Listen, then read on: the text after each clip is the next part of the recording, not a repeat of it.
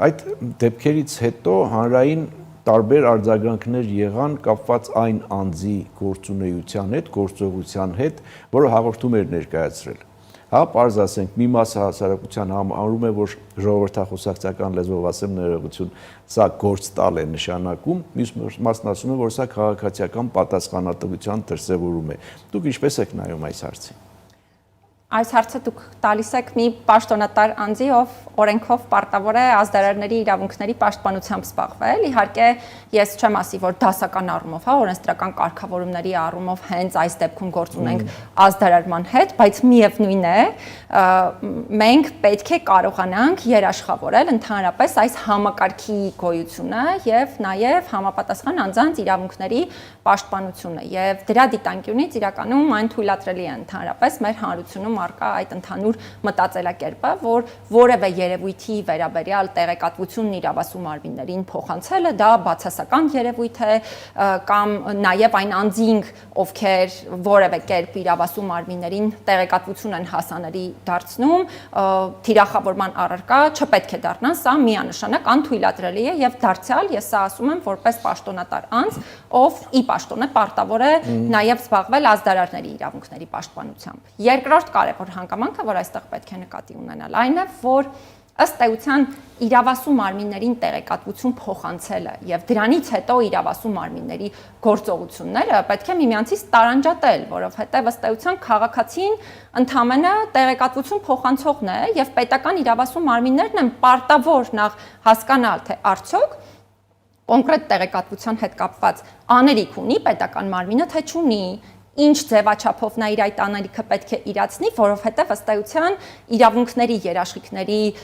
ապահովումը սա համընդհանուր պարտականություն է բոլոր իրավասու պետական մարմինների համար։ Դուք իհարկե հարցը հնչեցրիք ավելի անձանց թիրախավորելու դիտանկյունից, բայց մեր մշտադիտարկման արդյունքները ցույց էին տալիս, որ նաև կային շատ այսպես ճանաչում ունեցող այդ թվում հանրային գործիչներ, ովքեր խոսում էին այն մասին, որ օրինակ այս տեսակի հասարակական կազմակերպությունները ճիշտ գործունեություն չեն իրականացնում, իրենց պետք է փակել, ապագայում ավելի լավ հասարակական կազմակերպությունների դաշտ կձևավորենք, սա եւս անթույլատրելի խոսույթ է։ Այո, եւ սա ընդհանրապես անթույլատրելի խոսույթ է, որովհետեւ իհարկե մենք կարող ենք քննադատել ցանկացած կազմակերպության անհատի գործունեություն, բայց բնականաբար այսպես մենք կարող ենք ռեալ քննադատություն իրականացնել այն դեպքում, երբ օրենքից դուրս կամ հակաօրինական արարքի հետ մենք գործ ունենք, բայց տարբերակել անձանց ոճերը, եթե հակաիրավական արարք ըստ էության գոյություն չունի եւ դրա հիման վրա ասել, որ այս ոճը մեզ դուրեկան չէ, հետեւաբար մենք հետագայում ավելի լավ հասարակական կազմակերպություններ կձևավորենք, սա ավելի վտանգավոր երևույթ է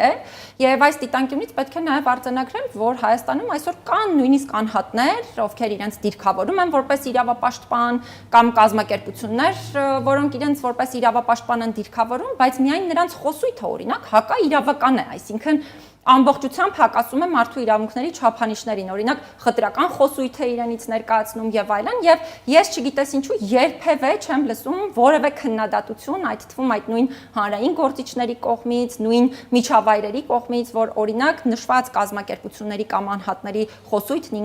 ինքնին մարդու իրավունքների չափանիշներին հակասող է, հետեւաբար ես շատ կարեւոր եմ համարում, որպեսզի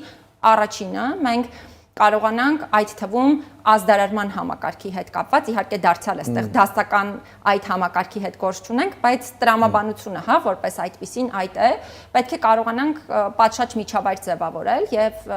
նաեւ մարդկանց իրավունքների պաշտպանությունը պատշաճ երաշխավորել։ Մենք կարողանանք միմյանցից տարանջատել իրավունքների չափանիշներին հակասող գործունեության տեսակները, որոնք շատ դեպքերում իրականացնում են այդ թվում իրենց որպես իրավապաշտպան դիրքավորողներ եւ այո, այստեղ բոլորս պետք է խոսենք այն մասին, որ դա խնդրահարույց երևույթ է,